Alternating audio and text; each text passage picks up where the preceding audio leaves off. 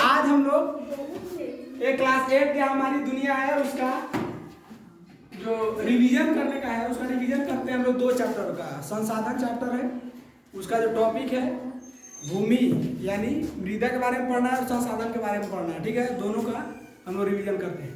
चलिए, मेन को है संसाधन। संसाधन किसे कहते हैं? जो मानव की आवश्यकता को पूरा करे, उसे क्या कहते हैं? संसाधन।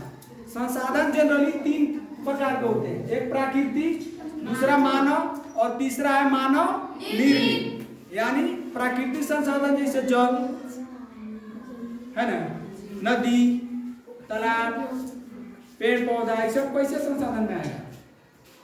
प्राकृतिक संसाधन।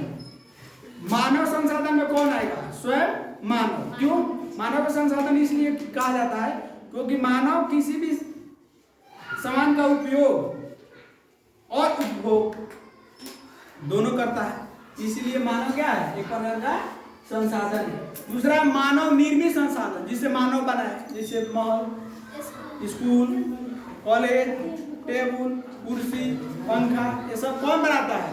मानव। इसीलिए इस संसाधन को मानव निर्मित संसाधन कहते हैं। एक है उत्पत्ति के आधार पर संसाधन कितने प्रकार के होते हैं? तो उत्पत्ति के आधार पर संसाधन 2 प्रकार के होते हैं, एक का नाम है जैव और दूसरा का नाम है अजैव। जैव संसाधन उसको कहते हैं जितना भी सजीव है सारा का सारा संसाधन कौन सा संसाधन होगा? जैव संसाधन होगा। जितना जैव संसाधन छोड़ के है वो सारा का सारा अजैव संसाधन होगा। जैव संसाधन में जैसे पेड़ पौधा, वन, ये सब सजीव है ना, तो ये सब हो जाएगा जैव संसाधन। तीसरा उपलब्धता के आधार पर संसाधन कितने प्रकार के होते हैं? तो 2 प्रकार के, एक नवीकरणीय और दूसरा अनवीकरणीय।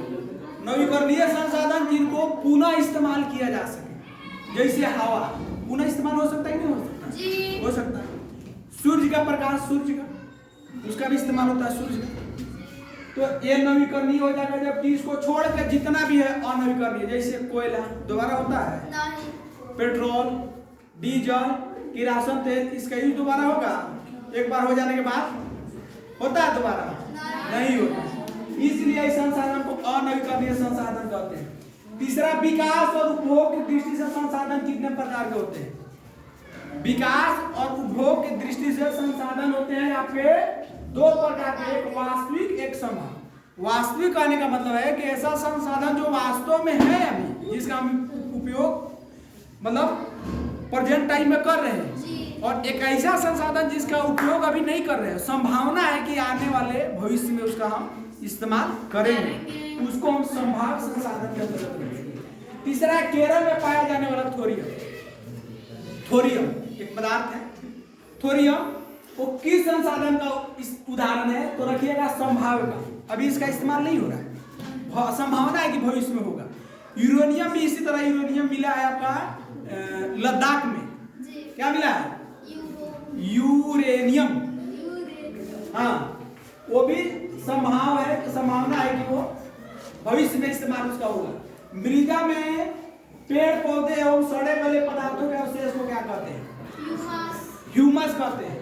जितना भी सड़ा गला पदार्थ जो मिट्टी के अंदर है उसको हम लोग कहते हैं ह्यूमस। क्या कहते हैं? ह्यूमस। उर्वरता के आधार पर यानी उपजाऊ के आधार पर संसाधन कितने प्रकार के होते हैं? यही होता है 2 प्रकार के, उर्वर और अनुर्वर। उर्वर कहते हैं एक उपजाऊ, अनुर्वर का जो अनुपजाऊ, जहाँ उपजा नहीं होता हो उसको अनुर्वर कहते हैं, जहाँ उपजा बढ़िया होता है उसको हम लोग कहते हैं उर्वर। फिर गठन या संरचना के आधार पर मिट्टी कितने प्रकार के होते हैं? तो गठन या संरचना के आधार पर मिट्टी 3 प्रकार के होते हैं। इसका नाम आप लोग खूब सुने, बलुई मिट्टी, चिकनी मिट्टी और उमी मिट्टी तो खर खर करता है। चिकनी मिट्टी पैर फिसलता देखिए बड़ी तेजी से, जिसका पियरी मिट्टी हम लोग कहते हैं। और ये रंग के आधार पर मिट्टी कितने प्रकार के होते हैं? तो रंग के आधार पर 4 प्रकार के, लाल, काला, काली और भूरी और बादामी। कितने प्रकार के? 4। नाम बताइए। लाल, काली, भूरी, बादामी। ठीक है। नदी की घाटी में कौन सा मिट्टी पाया जाता है? नदी की घाटी में जलोढ़ मिट्टी पाया जाता है, बहुत उपजाऊ मिट्टी होता है। सबसे ज्यादा उपजाऊ क्या है? जलोढ़ मिट्टी। और ये नदी की घाटी में पाया जाता है। ये भी दो प्रकार का होता है, एक होता है खादर और दूसरा बांगर। नया नया जो मिट्टिया आता है नदिया का ऊपर में जो परत रहता है उसको बोलते हैं खादर मिट्टी। ऐसे भी खेत में जब ज्यादा उपजा के लिए तो खादर छींटे के लिए तो उसको खादर मिट्टी, और जो पुरानी जो लोड मिट्टी है उसको बोलते हैं बांगर मिट्टी। भारत में सबसे अधिक किस मिट्टी का विस्तार है, यानी भारत में सबसे ज्यादा कौन सा मिट्टी पाया जाता है?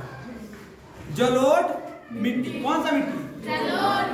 जलोढ़ मिट्टी पाया जाता है।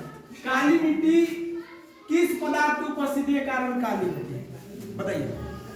आपको बताए हैं काली मिट्टी किस पदार्थ, देखना नहीं है, ऐसे बताइए। काली मिट्टी किस पदार्थ की उपस्थिति के कारण काली होती है? बताइए। एल्युमिनियम और लोहा के कारण। किसके कारण बाबू? लेकिन लाल मिट्टी लाल क्यों होती है? लाल मिट्टी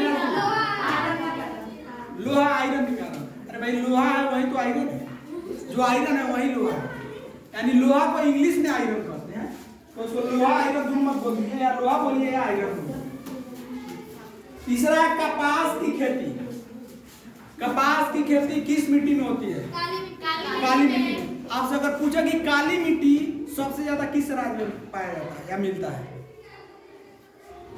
काली मिट्टी सबसे ज्यादा किस राज्य में? महाराष्ट्र में। कहाँ? अच्छा, साइंस का एक सवाल है कि कौन सा पदार्थ है जो तीनों अवस्था में पाया जाता है? कैसे? ठोस के रूप में, जल के रूप, द्रव के रूप में, द्रव के रूप में गैस,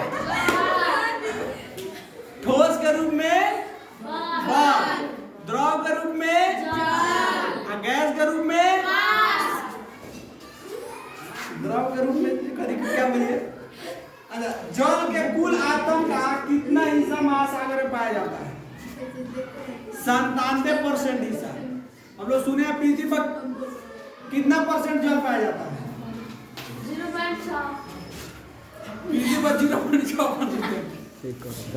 पृथ्वी पर 71% जल पाया जाता है। कितना परसेंट? 71। उस 71% का 97% खाली महासागर, सागर, समुद्र में है। ठीक है, हमनी के पिए लायक पानी 0.6%। समुद्र का पानी पीने में कैसा लगता है? टेस्ट उसका बताइए। नमकीन और खारा। भूमि के नीचे हाला मत कीजिए, हाला बिल्कुल नहीं। भूमि के नीचे का जल जो हमारे पीने का काम आता है वो कितना परसेंट है? 0.6%। एक है भारत में विश्व का कितना प्रतिशत जनसंख्या निवास करती है? पूरे विश्व में जो जनसंख्या है उसका कितना परसेंट हमारे भारत में निवास करती है? 17%। कितना परसेंट? 17%। लेकिन ताजुब की बात है 17% आदमी है तो 17% क्या चाहिए? पानी हो। ज्यादा नहीं दीजिएगा तो जितना आदमी दे रहे हो तो पानी दीजिएगा ना, लेकिन उतना पानी है नहीं। कितना परसेंट पानी बचा हुआ है? 4%। सोचने का बात है कि नहीं? बताइए, 17% पानी चाहिए, आप 4% पानी दे रहे हो, आदमी कैसे जीवन यापन करेगा भाई? टफ है ना। ठीक है, नेक्स्ट में हम लोग देखते हैं, नेक्स्ट वीडियो में नेक्स्ट चैप्टर का नेक्स्ट सवाल।